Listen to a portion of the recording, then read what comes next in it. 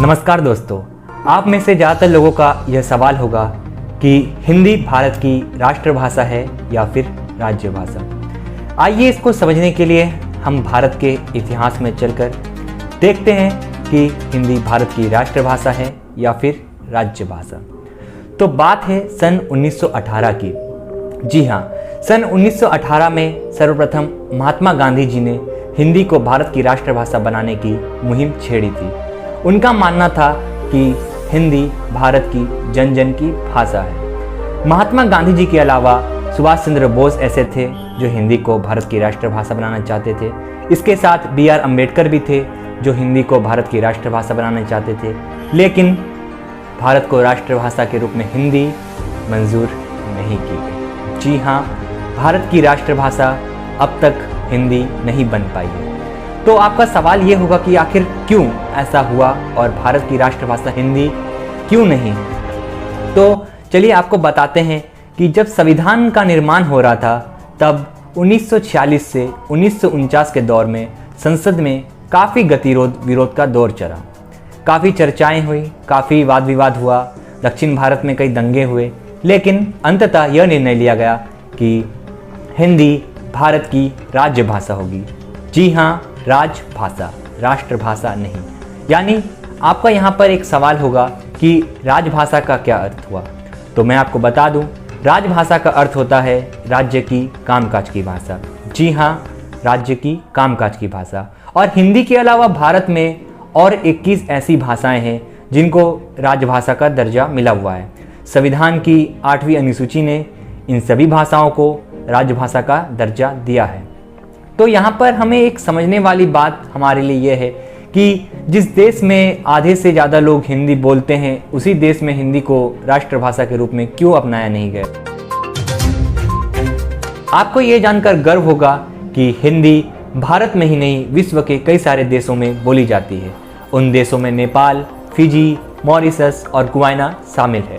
एक अनुमान के मुताबिक भारत में 42.2 करोड़ लोग हिंदी भाषा का उपयोग करते हैं। वे हिंदी भाषा में पढ़ भी सकते हैं, लिख भी सकते हैं और हिंदी को अच्छी तरीके से जानते हैं। अगर हम एक आंकड़े की बात करें तो पूरे विश्व में 100 करोड़ से अधिक लोग, जी हाँ, 100 करोड़ से अधिक लोग हिंदी भाषा का प्रयोग करते हैं, जानते हैं। यानी दुनिया का हर 5वां व्यक्ति हिंदी बोलता है और समझता भी है। आंकड़ों की बात करें तो हिंदी विश्व में चौथा सबसे ज़्यादा बोले जाने वाला भाषा है। जी हाँ, चौथे नंबर पर। आप सोच सकते हैं कि एक भाषा जो विश्व में चौथे पायदान पर है, वो आज अपने ही देश में राष्ट्रभाषा का दर्जा नहीं पा सका है। हमारे देश के गृह मंत्री ने 14 सितंबर यानी हिंदी दिवस के दिन कुछ बातें कही थी जो आपको आज देखना चाहिए। गृह मंत्री जी ने एक ट्वीट किया था, वो हम आपको दिखाते हैं।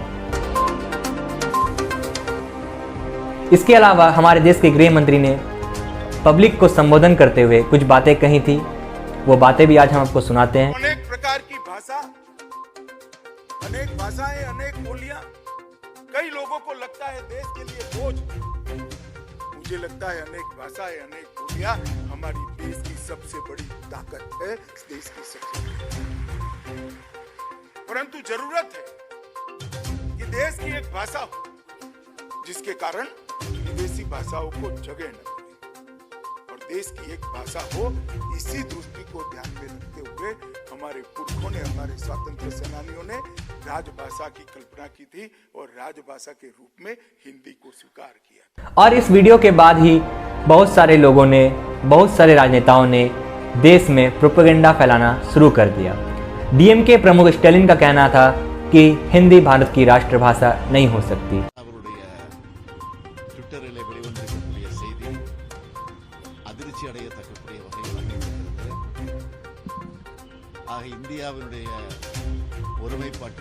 इसके साथ ही असदुद्दीन ओवैसी, उनका मानना था कि बीजेपी हिंदुत्व का ट्रम्प कार्ड खेल रही है।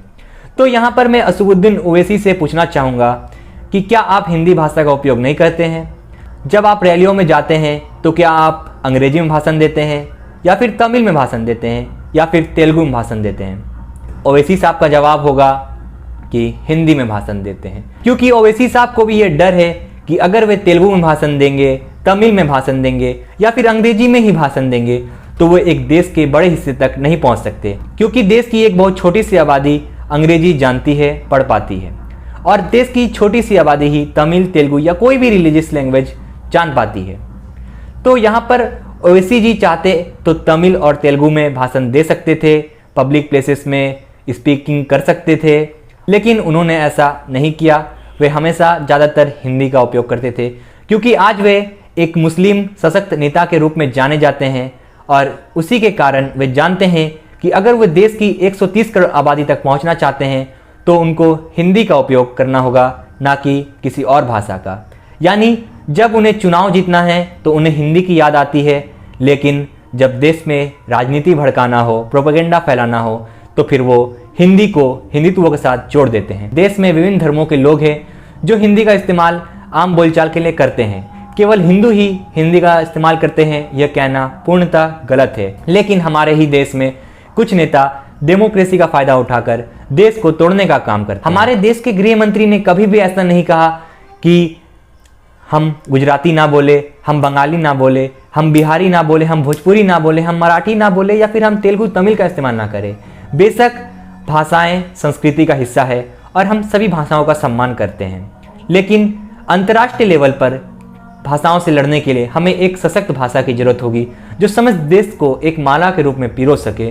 तो वो काम हिंदी कर सकती है। एक और बात, कुछ हिंदी विरोधी कहते हैं कि इंटरनेट की दुनिया में हिंदी का इस्तेमाल करना कठिन है। उनके लिए मैं एक रिपोर्ट लाया हूँ कि गूगल KPMG की रिपोर्ट के अनुसार 2021 में इंटरनेट यूज़र्स अंग्रेजी के मुकाबले हिंदी में ज़्यादा यूज़ करेंगे। जी हाँ, उनके आंकड़े के मुताबिक अंग्रेजी में इंटरनेट के यूज़ करने वालों की संख्या तकरीबन 19 करोड़ होगी, जबकि हिंदी में इंटरनेट यूज़ करने वालों की संख्या 21 करोड़ होगी। और आज अंतर्राष्ट्रीय मार्केट ने भी हिंदी भाषा का पावर को समझा है। आज Amazon, फ्लिपकार्ट जैसे ऐप हिंदी में अवेलेबल है। यानी अंतर्राष्ट्रीय बाजार को भी ये पता है कि अगर वे भारत में मार्केटिंग करना चाहते हैं तो कहीं ना कहीं उन्हें हिंदी को अपनाना होगा, हिंदी के लोगों तक पहुंचना होगा। कई बार हमने सुना है कि दक्षिण भारत में, खास करके मद्रास यानी चेन्नई में हिंदी का विरोध होता आया है, और आज भी अगर हिंदी को राष्ट्रभाषा बनाने की बात उठे तो सर्वप्रथम मद्रास, चेन्नई जैसे जगहों पर ही सबसे पहले दंगे शुरू हो जाएंगे। तो इस संदर्भ में मैं कहना चाहता हूँ कि जिस चेन्नई में हिंदी भाषा का सबसे ज़्यादा विरोध हुआ, आज उसी क्षेत्र के नाम से यानी चेन्नई एक्सप्रेस नाम की मूवी 3 दिन में 300 करोड़ की कमाई कर रही है।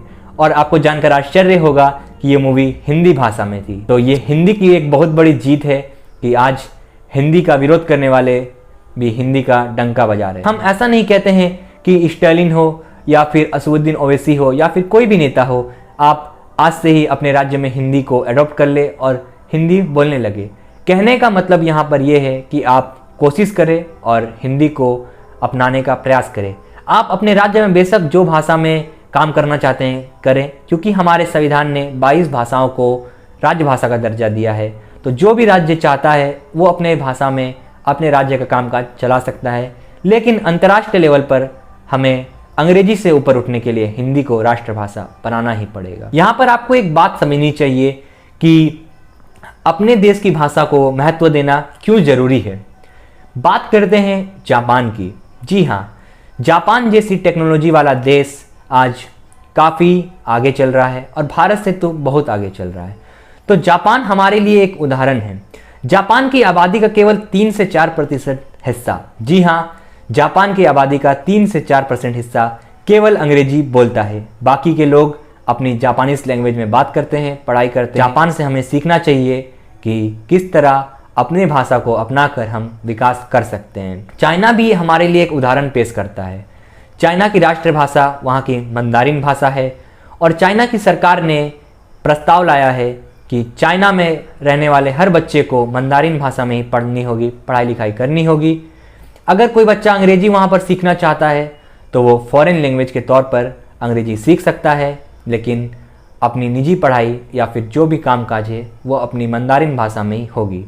क्योंकि चाइना में भी बहुत सारी भाषाएं हैं, चाइना भी एक बहुभाषी देश है, लेकिन फिर भी वहाँ पर एक भाषा को राष्ट्रभाषा का दर्जा दिया गया है। और चाइना आज वर्ल्ड में 2nd सुपर पावर का दर्जा पाया हुआ है। सोच सकते हैं चाइना हमसे कितना आगे निकल चुका है। तो यहाँ पर हमें एक सीख मिलती है कि किसी भी राष्ट्र को ऊपर उठने के लिए अपने भाषा को अपनाना चाहिए। इतिहास गवाह है कि जिस भी राष्ट्र ने अपने भाषा को ठुकराया है उसका सर्वनाश हुआ है। लेकिन मेरा सवाल यहाँ पर एक और है कि आखिर क्यों हमें लोगों को 14 सितंबर के दिन जगाना पड़ रहा है कि हिंदी हमारी राष्ट्रभाषा हो सकती है। हमें तो हर रोज़ हिंदी को राष्ट्रभाषा के रूप में देखना चाहिए, हर रोज़ हमें संकल्प करना चाहिए। किसी एक दिन के संकल्प से हिंदी भारत की राष्ट्रभाषा नहीं बन पाएगी। हमें हर दिन संकल्प करना होगा, हर दिन जागृत करना होगा। अगर वीडियो अच्छी लगी हो तो लाइक और सब्सक्राइब कर दे, और अगर आप किसी टॉपिक पर वीडियो चाहते हैं तो फिर आप नीचे कमेंट बॉक्स पर लिख सकते हैं। तब तक के लिए धन्यवाद।